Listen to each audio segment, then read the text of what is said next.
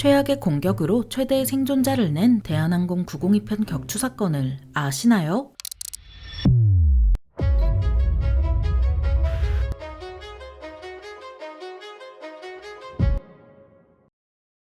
안녕하세요. 지식스토리입니다. 이번에는 공대공 미사일이 2발이나 발사된 대한항공 902편 격추 사건에 대해 알아볼 텐데요. 항공계에는 이런 말이 있습니다. 모든 항공 규정은 피로 쓰였다. 1983년 대한항공 007편 격추 사건이 벌어지자 영공을 침범해도 민항기를 격추하지 못하게 하는 법안이 나왔는데요. 또 이 사건을 계기로 미국이 군사용 GPS를 민간에게 공개하게 되었고 항로도 치밀하게 개선됐죠. 그만큼 수많은 시행착오와 수많은 희생을 대가로 뒤늦게 대책이 마련되었고 많은 인명피해가 발생한 007편 격추 사건에 가려져 902편 격추 사건은 잘 알려지지 않았습니다. 1978년 길고 긴 베트남 전쟁이 끝난 지 3년차 자유진영과 공산진영의 대립이 정점을 찍었을 때입니다. 그래서 자유진영의 항공기가 공산진영의 영공을 지나는 건 불가능했고 멀리 돌아서 우회했는데요. 1978년 4월 20일 대한항공 902편도 이에 따라 프랑스 파리에서 출발해 미국 알래스카를 경유해서 대한민국 김포에 도착할 예정이었죠. 하지만 시간이 지나도 미국 알래스카에 대한항공 902편은 코빼기도 보이지 않았고 그린란드에서의 교신을 끝으로 연락이 두절됐습니다. 대한항공 902편은 실종됐고 이 소식은 빠르게 퍼져나갔습니다. 당시 대한항공 902편의 항법사였던 이근식 씨는 자이로 컴퍼스가 고장난 상태였지만 비행 시간을 지키기 위해 안전을 무시한 채 비행을 강행했다고 하는데요. 당시만 해도 GPS가 갖춰지지 않아서 자이로 컴퍼스가 고장나면 항법사가 나침반과 6분위를 보며 직접 항로 각도를 계산해 길을 안내해야 했죠. 그런데 나침반은 극지방으로 갈수록 자기장 때문에 오차가 심했고 6분의 2는 구름이 많이 낀 탓에 쓸 수가 없었습니다. 조종사와 항법사 그리고 승객 모두 해가 반대 방향에 있는 걸 보고 뭔가 이상하다는 걸 알았습니다. 하지만 뭔가 이상하다는 걸 알았을 땐 이미 소련 영공을 침범한 뒤였고 4월 20일 20시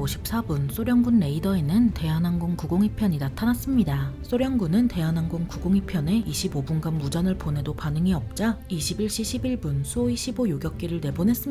당시 대한항공 902편의 기장이었던 김창규 씨는 수호-25를 발견하고 국제 공용 비상주파수로 계속 접촉을 시도했지만 반응이 없었다고 하는데요. 그 이유는 수호-25의 무전기가 국제 공용 비상주파수를 수신할 수 없었기 때문이었죠. 수호-25 조종사가 지휘관에게 상황을 보고하자 지휘관은 장군의 허락을 받아오더니 대한항공 902편이 소련 영공에서 벗어나기 전에 격추하라는 명령을 내립니다. 수호-25 조종사는 대한항공 902편이 미군 정찰기가 아니라는 걸 확인하고 명령에 계속 항의했지만 소련군에서 항명의 형벌은 매우 무거웠습니다. 결국 수호-25에서 공대공 미사일이 발사됐고 첫 발은 빗나갔는데요. 하지만 이어서 발사한 공대공 미사일이 대한항공 902편의 왼쪽 날개 끝에 명중했죠. 그 전까지 승객들은 수호-25를 무서워하지 않았고 오히려 구경하며 손을 흔들고 사진을 찍었지만 갑작스러운 폭발과 함께 혼란에 빠졌습니다. 대한항공 902편은 왼쪽 날개와 동체 일부가 파손됐고 엔진도 하나 꺼졌는데요. 기내 압력이 비정상적으로 떨어지자 승객들이 질식하는 걸 막기 위해 5분 동안 급강하했죠. 그렇게 대한항공 902편이 구름 속으로 사라지자 소련 방공군 레이더에서도 모습을 감췄고 수호-25는 물러났습니다. 하지만 소련군은 여기서 포기하지 않았고 수호-25 편대를 내보내 대한항공 902편을 찾도록 했습니다. 그렇게 고도 800m에서 대한항공 902편을 발견한 수호-25 편대는 가까운 공항으로 유도하려 했지만 대한항공 902편의 상태는 좋지 않았는데요. 그래서 대한항공 902편은 철로를 가로지르는 큰 도로에 착륙하려 했지만 기차가 나타나서 포기했고 어쩔 수 없이 가까운 얼음호수에 착륙을 시도했죠. 대한항공 902편은 모든 악조건에도 불구하고 얼음호수에 기적적으로 착륙했고 소련군조차 환상적인 기동이라며 감탄했습니다. 하지만 공대공 미사일에 맞고 불시착하는 과정에서 기체 파편으로 승객들이 죽거나 다쳤고 특히 공대공 미사일을 맞은 왼쪽 날개 근처에 부상자가 몰려 있었습니다. 소련군은 주변 군부대를 동원해 대한항공 902편을 찾도록 했지만 2시간이나 걸렸는데요. 소련군은 주위에 떠는 승무원과 승객들을 확인하고 어린아이와 부상자부터 헬기에 태워 가까운 군사도시로 보냈죠. 가장 마지막에 밖으로 나온 승무원들은 기체의 상태를 두 눈으로 확인하고 그제야 격추됐다는 사실을 깨달았습니다. 대한항공 902편이 착륙한 곳은 소련의 코르피아르비 호수로 소련군은 대한항공 902편 승무원과 승객들을 장교 클럽으로 데려가서 아주 잘 대해줬는데요. 소련군은 한밤중에 장교 클럽 내부를 치우고 충분한 양의 침대와 담요를 가져왔으며 주민들은 조리도구와 관을 만들었죠. 소련 당국은 민간 항공기를 격추시키지 않은 것에 안도하고 요구하는 게 뭐든 구해주라고 했습니다. 그래서 쌀과 햄버거 패티, 곡물, 삶은 감자는 물론 한밤중에 오이와 바나나를 요구하자 어디선가 구해올 정도였습니다. 그 다음날 소련 정보기관 KGB는 승무원과 승객들을 하나씩 불러서 신문했고 대한항공 902편이 민간 항공기로 위장한 미국 정찰기가 아닌지 의심했는데요. 특히 김 기장은 공군 조종사 출신이라는 이유로 더 집중적으로 신문당했죠. 그 다음날 민간인 신분이 밝혀진 승무원과 승객들의 송환이 결정됐고 승무원과 승객들은 핀란드를 거쳐 1978년 4월 24일 오후 6시 40분 다시 한국 땅을 밟을 수 있었습니다. 하지만 109명 중 생존자는 107명으로 출장 갔다 돌아오던 한국인 남성과 가족과 함께 타고 있던 일본인 남성 두 사람이 목숨을 잃고 말았습니다. 그렇게 승무원과 승객들 대부분은 무사히 송환됐지만 김 기장과 이 항법사는 스파이 의혹 때문에 여전히 억류된 상태였는데요. 김 기장과 이 항법사는 강도 높은 신문을 받았지만 당연히 스파이라는 근거는 발견되지 않았고 미국과 한국 정부 모두 나서서 강력하게 송환을 요구했습니다. 덕분에 열흘 만에 김 기장과 이 항법사가 풀려나 한국으로 돌아올 수 있었고 사람들은 엄청난 조종 기술로 수많은 인명을 살린 김 기장을 영웅으로 칭송했는데요. 하지만 정작 그는 희생자를 낸 죄책감으로 많이 힘들어했죠. 한편 한국 정부는 호수에 불시착한 대한항공 902편 반환을 요구했지만 소련은 이를 거부한 것으로도 모자라 블랙박스와 음성기록 장치도 반환하지 않았습니다. 소련군은 대한항공 902편에서 비상라디오 시스템, 연료 시스템 등을 뜯어냈고 동체 금속도 헬기로 실어 날랐습니다. 심지어 소련군은 기내에 있던 말보로 담배와 플레이보이 잡지, 코카콜라까지 차지했는데요. 그렇게 대한항공 902편은 소련군이 가져가 비행기 엔진과 동체 개발에 활용했죠. 이렇게 대한항공 902편 격추 사건은 일단락됐지만 사건을 두고 갑론을박이 이어졌습니다. 그 결과 1983년 3월 29일 서울 고등법원에서는 이 항법사의 과실이라고 판결했고 사건 발생 30년 후 공개된 정부 외교문서에서도 이 항법사의 과실로 설명하고 있습니다. 김 기장의 조종사 자격은 취소됐고 김 기장과 부기장, 기관사 이 항법사가 사표를 제출했지만 이 항법사의 사표만 수리됐는데요. 지상근무를 이어가던 김 씨는 9개월 만에 조종사 자격을 다시 땄고 곧바로 기장으로 복귀하는 등 많은 사람을 살린 공로에 걸맞은 대우를 받았죠. 그리고 대한항공 902편 격추 사건을 두고 미국이 일부러 방치했다는 의혹이 일었는데 그 이유는 대한항공 902편이 미군 전진기지와 나토 방공망을 지나갔기 때문입니다. 미군 전진기지와 나토 방공망은 초강대국인 소련을 감시해야 하다 보니 고성능 레이더로 도배되어 있어서 대한항공 902편을 발견하지 못했을 리가 없었습니다. 실제로 미군은 일부러 소련 영공의 침범에 반응을 보는 작전을 수행해왔는데요. 그래서 대한항공 902편을 방치해서 소련 방공망을 살핀 게 아니냐는 의혹이 제기됐지만 미국이 그런 의도가 있었는지 증명하지 못했고 의혹은 의혹으로 남았죠. 한편 대한항공 902편은 소련으로부터 반환받지 못했지만 90이란 식별 번호는 계속 이어져 왔고 1990년에 한국과 소련이 수교하면서 대한항공은 소련 영공 통과 승인을 받았습니다. 하지만 2022년 3월부터 우크라이나 전쟁으로 러시아 영공 진입이 막히면서 대한항공 902편은 중국, 카자흐스탄, 튀르키예 방면으로 우회해서 운항하고 있습니다. 러시아와 연관이 깊은 대한항공 902편 격추 사건에 대해 알아봤는데요. 영상이 유익하셨다면 구독과 좋아요 부탁드립니다. 감사합니다. 지식스토리였습니다.